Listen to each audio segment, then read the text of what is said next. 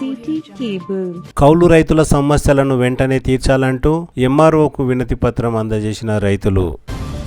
కౌలు రైతుల సమస్యలను వెంటనే తీర్చాలంటూ కౌలు రైతులు ఎంఆర్ఓకు వినతి పత్రం అందజేశారు. శనివారం బషీరాబాద్ మండలం జీవని గ్రామానికి చెందిన కౌలు రైతులు బషీరాబాద్ ఎంఆర్ఓకు వినతి పత్రాన్ని అందజేశారు. ఈ సందర్భంగా కౌలు రైతులు మాట్లాడుతూ కౌలు రైతులకు గుర్తింపు కార్డులను ఇవ్వాలని, ప్రభుత్వ పథకాలు ముఖ్యంగా పంట నష్ట పరిహారం, రైతు బీమా, రైతు భరోసా ప్రభుత్వం ద్వారా తదితర పథకాలు అందేలా చూడాలని కోరారు. ప్రతి సంవత్సరం 10,000 నుండి 15,000 వరకు కౌలుకు డబ్బులు చెల్లిస్తూ పంటలు పండిస్తున్నా తమకు పంటలు అమ్మడానికి తీవ్ర ఇబ్బందులు ఎదుర్కొంటున్నామని కౌలు రైతులు ఆవేదన వ్యక్తం చేశారు. ఈ సందర్భంగా ఎంఆర్ఓ మాట్లాడుతూ కౌలు రైతులు అందజేసిన వినతి పత్రాన్ని జిల్లా కలెక్టర్ కు నివేదించనున్నట్లు తెలిపారు. ఈ కార్యక్రమంలో జీవనికి సర్పంచ్ రాముని బసప్ప, గ్రామ పంచాయతీ వార్డు సభ్యులు మున్నప్ప, నరేందర్ రెడ్డి, వెంకటరెడ్డి, పలువురు కౌలు రైతులు తదితరులు పాల్గొన్నారు.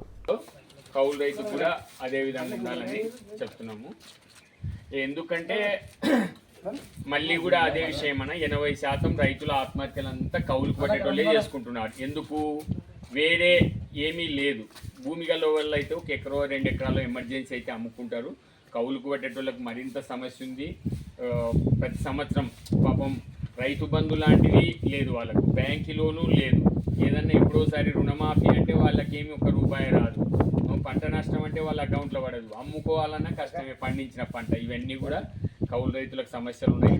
అట్లందుకే మనకు ఆల్రెడీ 2011లో ఒక చట్టం అమలయ్యి కౌలు రైతులకు గుర్తింపు కార్డులు ఇచ్చారు. ఈ గవర్నమెంట్ వచ్చినాక కూడా ఆదిలాబాదులో 2018-19 వరకు కార్డులు ఇచ్చినారు, మన కార్డు ఇచ్చినారు.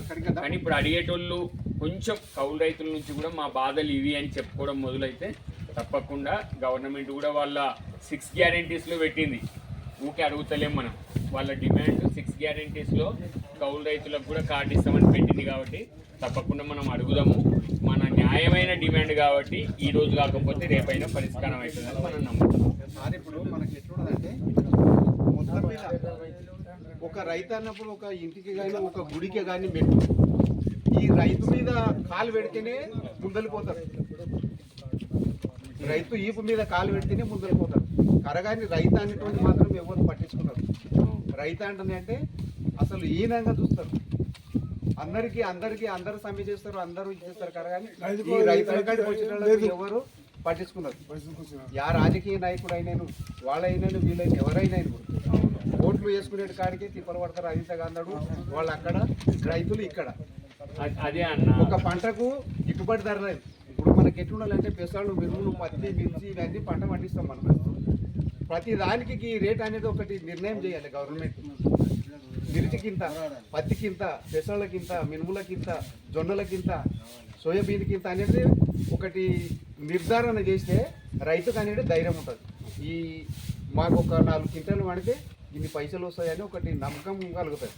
అయితే అమ్మితే 10,000 అమ్ముతాయి, అమ్మపోతే 3,000 పోతాయి. అది ఉండదు రైతులకు.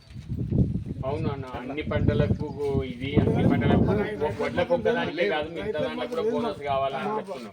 వడ్లకు ఒక్కదానికే బోనస్ అంటే అందరూ వడ్ల వైపే పోతున్నాడు. అట్లా మిగతా పంటలకు కూడా జొన్నలకు బోనస్, పత్తికి బోనస్, వడ్లకు ఒకటి ఇస్తుంటారు. వడ్లు ఒకటే అన్నోట్లు ఒక్కటే కాదు కదా. ఇప్పుడు మన తెలంగాణలో మొత్తం నీరావరి ఉండోళ్ళు అంటే వడ్లు పండిస్తారు. ఇక్కడ ఎడారి ప్రాంతం మాది, ఇక్కడ వర్షాధారం మీదనే పంట. మేమేం చేయలేదు అట్లా. అదే అన్న, మనమైతే అన్ని పంటలకు బోనస్ ఇవ్వు. నువ్వు అసలు నిజం చెప్పాలంటే కౌలు కొట్టి. ఇప్పుడు వ్యవసాయం అంటే కేవలం భూమి గల్లోళ్ళదే కాదు కదా. రాజశేఖర రెడ్డి ఉన్నప్పుడు కౌలు రైతులకు కూడా లోన్ ఇచ్చి నేను తెచ్చిన 40,000 నేను తెచ్చిన. అదే అన్న, కాబట్టి ఇప్పుడు చెప్తున్నాం కదా, ఆత్మహత్యలు కానీ ఇట్లాంటి సమస్య చూసినప్పుడు ఎక్కువ కౌలులకే ఉంది సమస్య.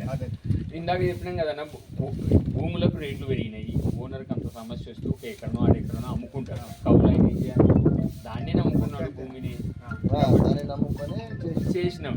మరి ఎటు నష్టం వస్తే ఎవరికి చెప్పుకోవాలి? అట్లందుకే మనం ఎవరు అడిగే కౌలు రైతుల గురించి కౌలు రైతులే అడగాలి. ఇంకా అడిగే టైం వచ్చింది. ఇంకా ఇప్పటికే తప్పకుండా అదే మాట, సపోర్ట్ అయితే ఉంటాము, మనం అడగాలి.